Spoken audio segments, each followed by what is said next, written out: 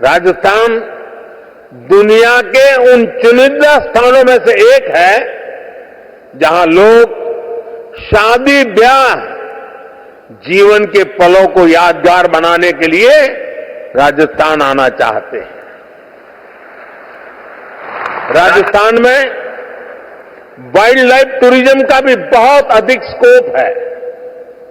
रणथंभौर हो, सरिस्का हो, मुकुंदरा हिल्स हो, केवलादेव हो, ऐसे अनेक स्थान हैं जो वाइल्ड लाइफ को पसंद करने वालों के लिए स्वर्ग है।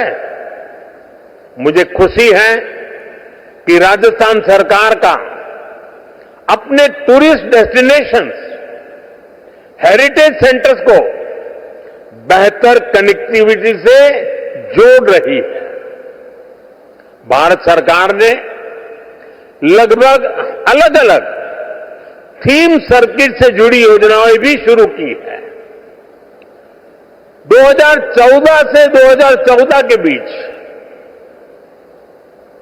10 साल में भारत में 5 करोड़ के आसपास विदेशी टूरिस्ट आए थे, जबकि 2014 से 2024 के बीच भारत में 7 करोड़ से ज्यादा विदेशी टूरिस्ट आए हैं। और आप ध्यान दीजिए, इन 10 वर्षों में पूरी दुनिया के 3-4 साल तो कोरोना से लड़ने में निकल गए थे। कोरोना काल में टूरिज्म ठप पड़ा था। इसके बावजूद भारत में आने वाले टूरिस्ट की संख्या इतनी ज्यादा बढ़ी है। भारत ने अनेक देशों के टूरिस्ट को ई वीजा की जो सुविधा दी है, उससे विदेशी मेहमानों को बहुत मदद मिल रही है। भारत में आज डोमेस्टिक टूरिज्म भी नए रिकॉर्ड बना रहा है। उड़ान योजना हो, वंदे भारत ट्रेनें हो, प्रसाद स्कीम हो, इन सभी का लाभ राजस्थान को मिल रहा है। भारत के वाइब्रेंट विलेज जैसे कार्यक्रमों से भी राजस्थान को बहुत फायदा हो रहा है। मैंने देशवासियों से मेड इन इंडिया का आह्वान किया है। इसका फायदा भी राजस्थान को होना तय है। राजस्थान में heritage tourism, film tourism, eco tourism, rural tourism, border area tourism, इसे बढ़ाने की अथाह संभावनाएं हैं। इन क्षेत्रों में आपका निवेश राजस्थान के टूरिज्म सेक्टर को ताकत देगा और आपका बिजनेस भी बढ़ाएगा। साथियों, आप सभी ग्लोबल सप्लाई और वैल्यू चेन से जुड़ी चुनौतियों से परिचित है। आज दुनिया को एक ऐसी अर्थव्यवस्था की जरूरत है जो बड़े से बड़े संकट के दौरान भी मजबूती से चलती रहे, उसमें रुकावटें न आए। इसके लिए भारत में व्यापक मैन्युफैक्चरिंग बेस का होना बहुत जरूरी है। ये सिर्फ भारत के लिए ही नहीं, बल्कि दुनिया की इकोनॉमी के लिए भी आवश्यक है। अपने इसी दायित्व को समझते हुए भारत ने मैन्युफैक्चरिंग में आत्मनिर्भरता का एक बहुत बड़ा संकल्प लिया है। भारत अपने मेक इन इंडिया प्रोग्राम के तहत लो कॉस्ट मैन्युफैक्चरिंग पर बल दे रहा है। भारत के पेट्रोलियम प्रोडक्ट्स, भारत की दवाएं और वैक्सीन, भारत का इलेक्ट्रॉनिक सामान, इसमें भारत की रिकॉर्ड मैन्युफैक्चरिंग से दुनिया को बहुत बड़ा फायदा हो रहा है। राजस्थान में से भी बीते वर्ष करीब करीब 84,000 करोड़ रुपए का एक्सपोर्ट हुआ है, 84,000 करोड़ रुपीस। इसमें इंजीनियरिंग गुड्स, जेम्स और jewellery, textiles, handicraft, agro food products भी शामिल है। साथियों, भारत में मैन्युफैक्चरिंग बढ़ाने में पीएलआई स्कीम का रोल भी लगातार बढ़ता जा रहा है। आज इलेक्ट्रॉनिक्स, स्पेशलिटी स्टील, ऑटोमोबाइल्स और auto components, solar PV, pharmaceutical drugs, इन सेक्टर्स में बहुत अधिक उत्साह है। पीएलआई स्कीम के कारण करीब 1.25 लाख करोड़ रुपए का इन्वेस्टमेंट आया है।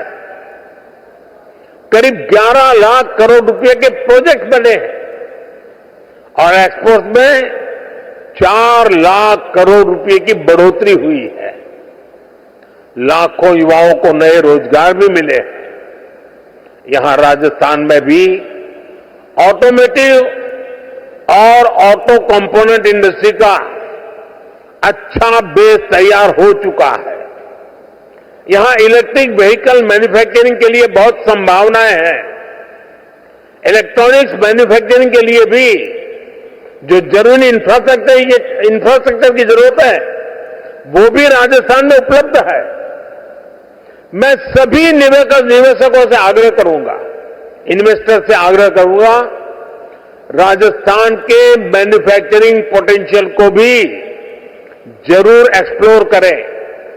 साथियों, राइजिंग राजस्थान की बहुत बड़ी ताकत है एमएसएमईज।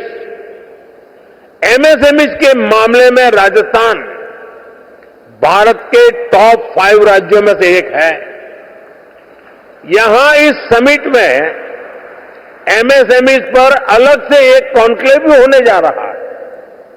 राजस्थान के 27 लाख से ज्यादा छोटे और लघु उद्योगों में काम करने वाले 50 लाख से ज्यादा लोग राजस्थान के भाग्य को बदलने का सामर्थ्य रखते हैं।